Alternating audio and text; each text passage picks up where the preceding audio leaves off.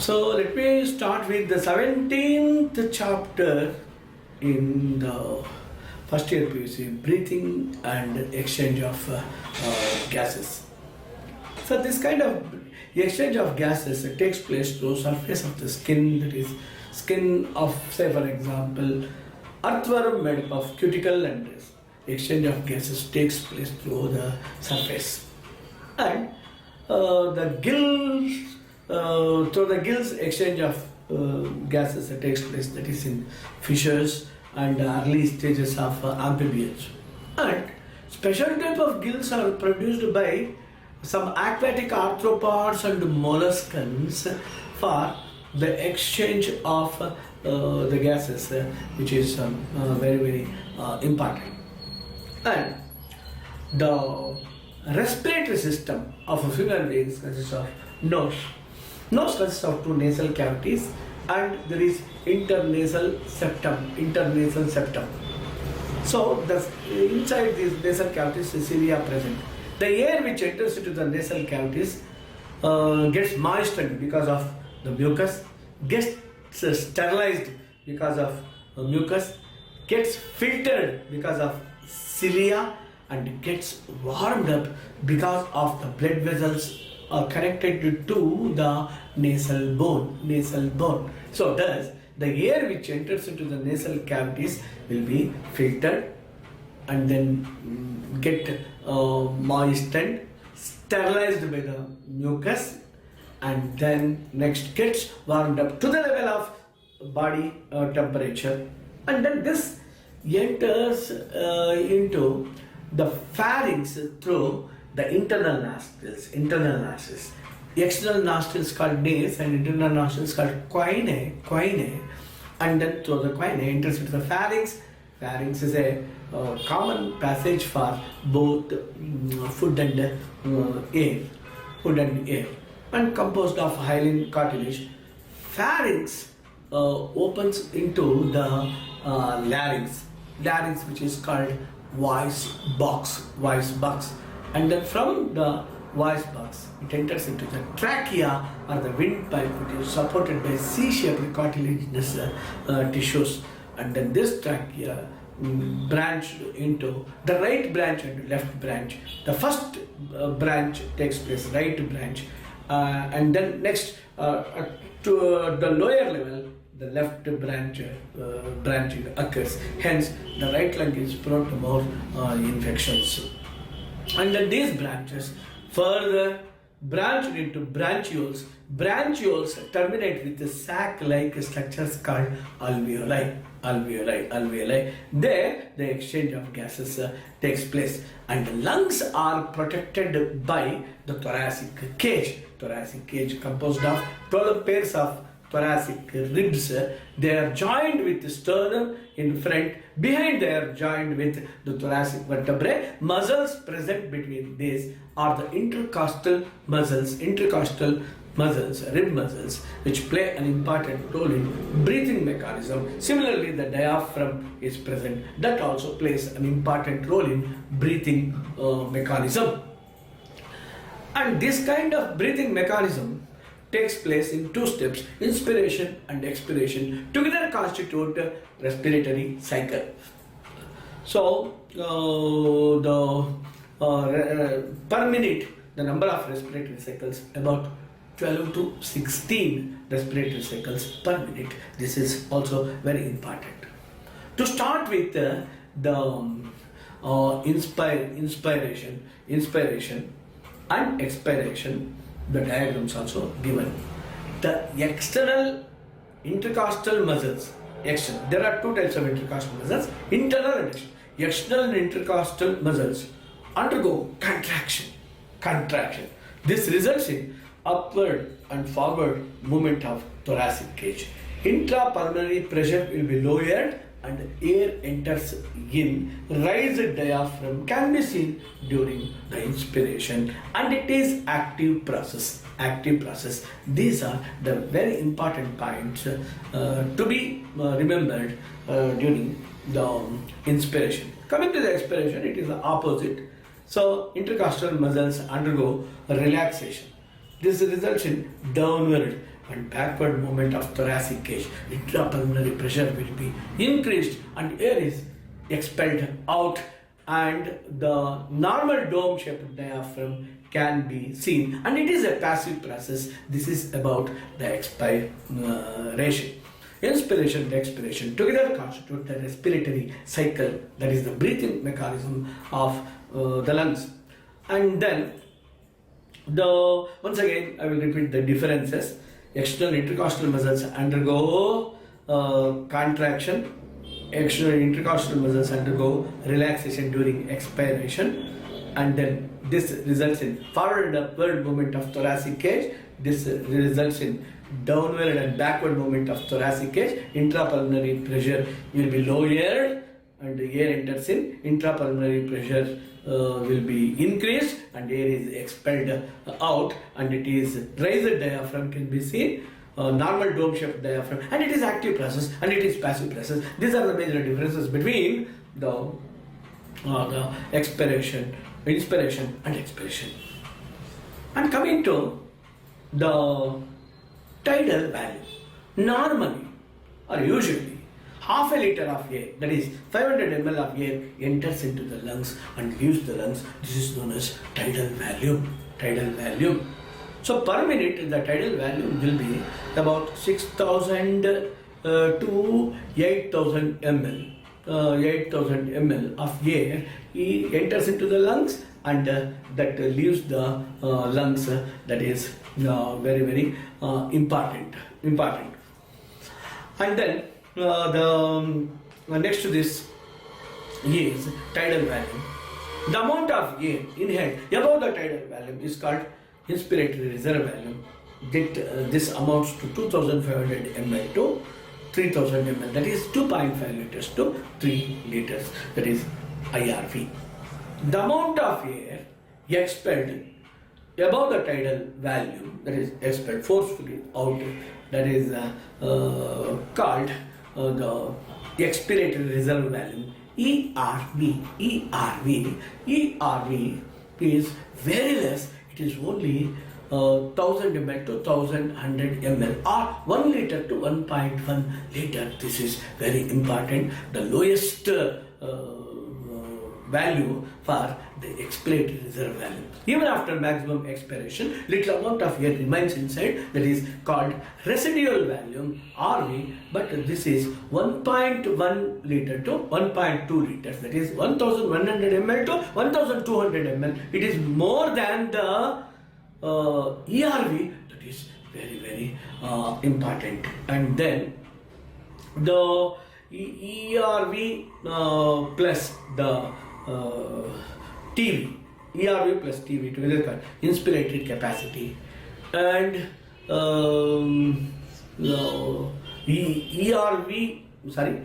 ERV plus the tidal value is the expiratory capacity, that is EC, and the IRV and the RV, residual value, that is inspiratory capacity, and the ERV plus RV, that is called functional residual capacity. Anyhow, the vital capacity equals, this is the sum total of tidal volume, IRV and ERV. VC equals TIE, that is the code word, you can remember. So that is the vital capacity. That is TRV, TV, IRV, ERV. So with the RV together constitute the total lung capacity. So that is about the how the inspiration and expiration and the different steps here. And the important thing is how the exchange of gases takes place in the region of alveoli. Alveoli made up of the layer which is just one cell thick squamous epithelium is present. So this squamous epithelium, it rests on the basement membrane, and basement membrane rests on the endothelium. Total thickness is only one of these three layers, that is the squamous epithelium, the basement membrane and endothelium, only less than 1 millimeter. This is very important. This helps for the easy diffusion of oxygen from alveoli into the tissues. That is also very important. Thus, the exchange of gases in the region of alveoli takes place, but this takes place because of the difference in the partial pressure. So how to calculate partial pressure means, say for example, atmosphere consists of 20% of oxygen, means 20 into 760 divided by 760 total atmospheric pressure divided by 100. That accounts to about 152 to 159. So that is the partial pressure of atmospheric oxygen.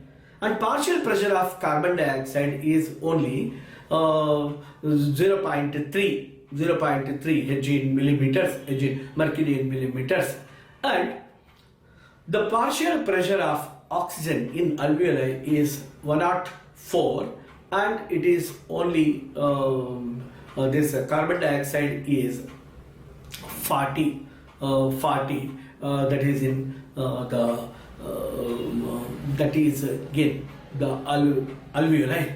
And in oxygenated blood, it is 95% of oxygen and only the 40% of the carbon dioxide. And in the deoxygenated, it is only 40% of that is 40 Hg millimeters of the oxygen and 45 Hg millimeters of carbon dioxide in the body tissues. And even in the body tissues, it is 40 Hg millimeters oxygen, 45 Hg millimeters of carbon dioxide. And the partial pressure of the oxygen in alveoli is more, hence it diffuses into the body tissues, whereas the partial pressure of carbon dioxide is more in alveoli than the atmospheric, and carbon dioxide comes out, and the partial pressure of the oxygen is more in atmosphere than diffuses into the alveoli. Thus the exchange of gases takes place. And between the body tissues and the blood, when it enters into the blood, oxygen combines with hemoglobin to give oxyhemoglobin. This oxyhemoglobin formation takes place when there is low temperature, low concentration of carbon dioxide and low concentration of H plus ions, acidity, that is the formation of oxyhemoglobin. If there is more temperature, more concentration of carbon dioxide, more H plus ions, dissociation of oxyhemoglobin takes place. And then how? First, from the body tissues, carbon dioxide comes into the plasma. It dissolves in the water present in the plasma, forming H2CO3, CO2 plus H2, H2CO3. This H2CO3, in the presence of this H2CO3, oxyhemoglobin splits to give oxygen and hemoglobin. Oxygen diffuses into the body tissues. 100 ml of oxygen for 100 ml of blood, 5 ml of oxygen will be diffused into the body tissues. And the carbon dioxide, this helps in the dissociation of the oxyhemoglobin. And then this Hb and O2. And there is an enzyme called carbonic anhydrase present in the RBC, splits H2CO3 into H plus and HCO3 minus. And this H plus combines with hemoglobin, forming hemoglobinic acid. And this HHB further combines with carbon dioxide to give carbaminohemoglobin. And about 20 to 25% of carbon dioxide in RBC is transported in the form of carbaminohemoglobin, and 7% of carbon dioxide dissolves in the plasma, and the remaining 70% of carbon dioxide is transported in the form of bicarbonates. This bicarbonate HCO3 formed enters into the plasma and combines with the sodium or potassium to give bicarbonates, and 70 to 75% transported in the form of bicarbonates thus, and then 20 to 25% in the form of carbamino compound, that is in through the RBC, and 7% dissolved in the plasma, that is carbon dioxide. When HCO3 enters into the plasma, Cl minus enters into RBC to maintain the concentration, that is called Hamburger's phenomenon, or chloride shift, that is also very important for your examination. Then 100 ml of the deoxygenated blood carries 4 ml of carbon dioxide to the alveoli, that is also very important. Thus the various factors which play in the transport of gases also very important. And 97% of this oxygen present in RBC, that is the hemoglobin, only 3% dissolved in the plasma as far as the oxygen is concerned. And oxygen has a very insignificant role in the breathing mechanism. And the solubility of carbon dioxide, 20 to 25%, is more than the oxygen solubility. There is also one point to be noticed. And there are certain centers in the brain which control the breathing mechanism. For example, respiratory rhythm center present in medulla oblongata. And there is one more called pneumotoxic center present in pons. The neural signals from the pons, the pneumotoxic center, reduce the duration of inspiration. This is also very important. Adjacent to this, the rhythm center, there is chemosensitive center also, which regulates the breathing mechanism. And this chemosensitive center is very sensitive to carbon dioxide and hydrogen. Similarly, the aortic arch, and we have the left aortic arch.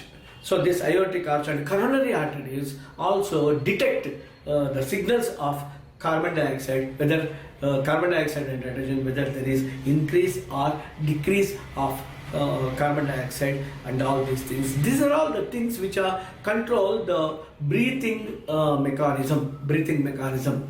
So disorders of this respiratory system, asthma, it is the exaggerated response to the external stimuli, that is called asthma, which causes difficulty in breathing, especially the inflammation of bronchi. That is an important symptom of this asthma and difficulty in breathing. Emphysema is caused because of the smoking, where the wall of alveoli get damaged and the respiratory surface area will be decreased during emphysema. That is very important. And then occupational hazards are silicosis, asbestosis. From the asbestos, they also affect the respiratory system, and this is very important as far as the calculations and all those things are very important in this lesson. That is the breathing and exchange of gases. With this I have completed the 17th chapter, that is in first PUC, and 5 more chapters are remaining. Please subscribe for all the chapters. You will get information to crack NEET. This is very important. Don't forget to subscribe. Please subscribe.